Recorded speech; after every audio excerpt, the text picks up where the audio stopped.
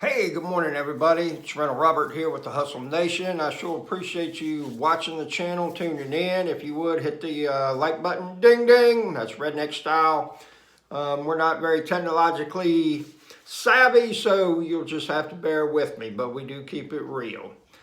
I wanted to kind of share with you, we all have different types of journeys in life, different paths that we're on, okay?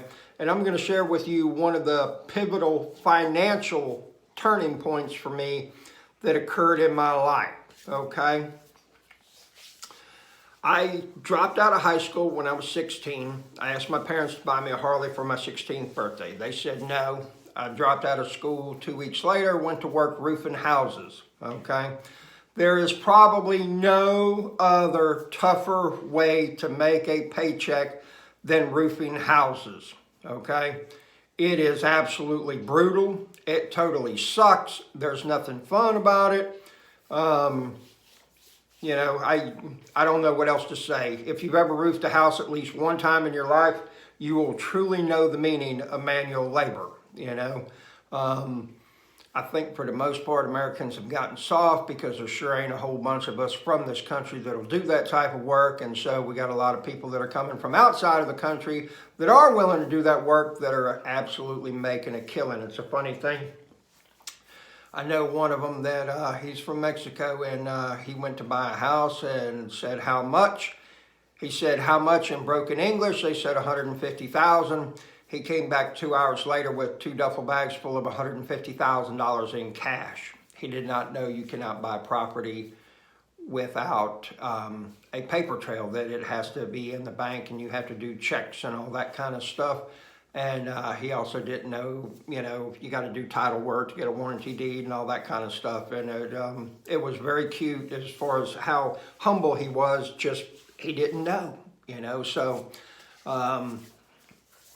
After that, I bought my first house right before I turned 21 years old, okay?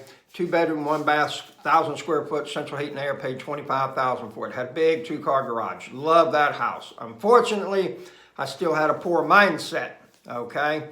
And I ended up taking a job out of town about 80 miles away, and so I ended up selling that house. The thing about it is that all I saw was, I'm going to have this hassle of this house while I'm gone, okay? I'm going to have to take care of it. I'm going to have to do this. I'm going to have to do that and everything like that. My house payment was a whopping $225. Yes.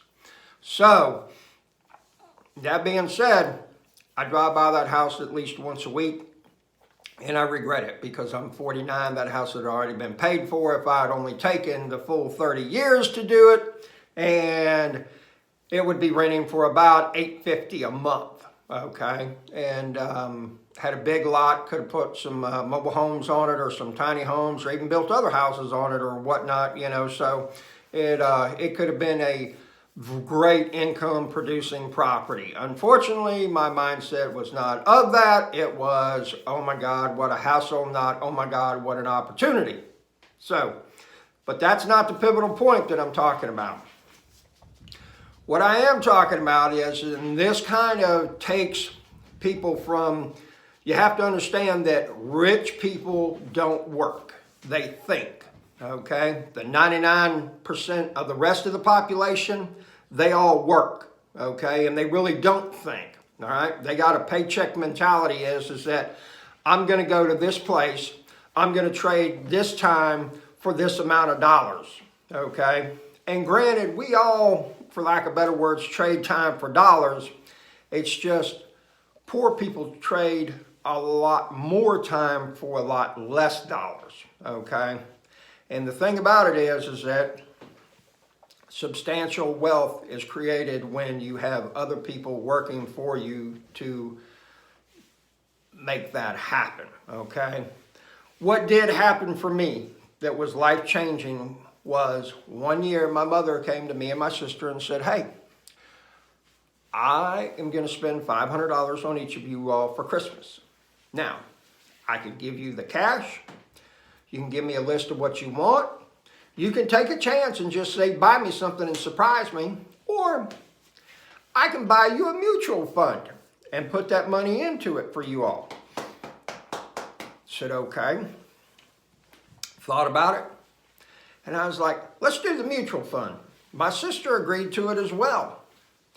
And this was back in the mid-90s.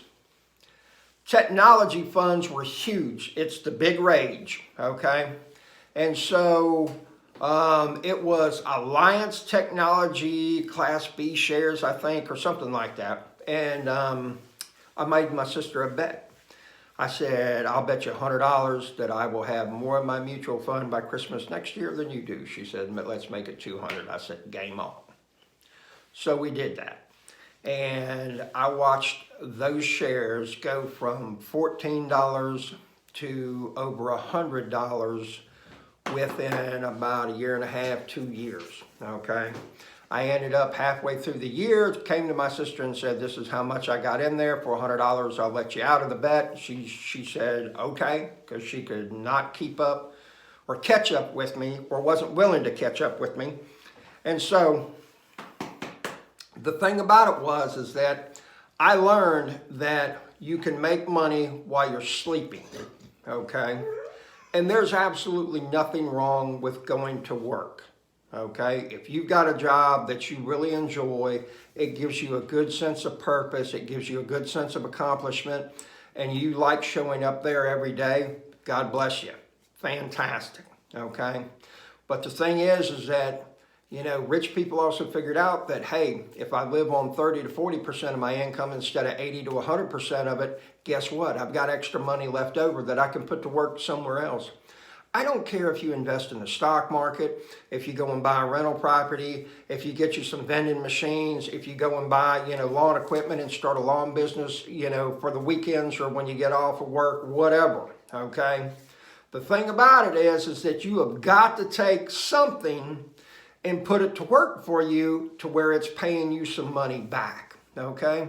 As long as we're spending money on fishing rods and you ain't got a fishing show or any sponsors, or if you're buying, you know, big trucks and they're not used for hauling and putting any money, or you're buying, you know, Coach purse and you're not doing a model or fashion shoot, or, you know, you're buying some, you know, whatever it is, you know, some new furniture and it's not used for staging a house that's being for sale and doesn't put any money in your pocket.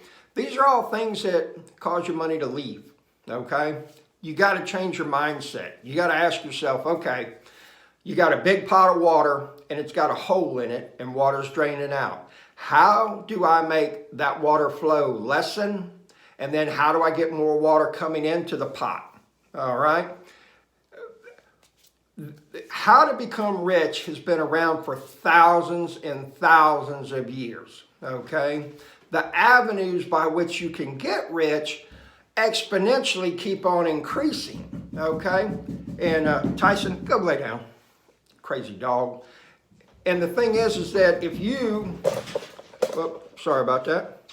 If you do not do something to create that wealth that will start paying you, you're going to be left high and dry. You know, you have got to create some kind of wealth and think about it in the sense that what it is that can start paying me money. You know, if you go and buy a bulldozer and you start, you know, and you're able to get $150 an hour for your time and you're consistent with it, as opposed to if you're working for somebody else for $25 an hour, well, there you go. You know, you bought an asset because it puts money in your pocket, all right? That's the whole thing is that there is so much out there that takes money out of our pocket and we don't ever see a dime back, okay? Does anybody know a professional scratch-off lottery player? That's all they do for a living. They're a professional at it, okay? No, you don't, okay? I'll tell you another one. I love playing craps, okay? When I play craps, it's strictly for the entertainment value. Why? Because the odds are in the house's favor. Well, after the first roll, the odds are in the house's favor, okay? And so you better have a good time at it and realize that money's gone. You might win, okay, but it's not going to happen the majority of the time, so it's going to be a lifetime losing play. I've never met a professional craps player.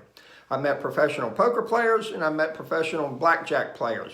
Never met a professional slot machine player, never met a professional roulette player. They just don't put money back in your pocket. So I say all of this to you to come up with and start thinking. Think smarter, okay? Ask yourself, is it really worth it when you make your next purchase? Do I really need this item? Is it really that important? You know, or let me put some money away into something. And folks, you don't have to have a lot of money to start investing in stocks that'll pay you a dividend. $250 and you can get started. You know, most everybody's got $250 worth of stuff at their house that they're not using that they can sell. It's Rental Robert with the Hustle Nation. Be profitable, be productive. Have a great day.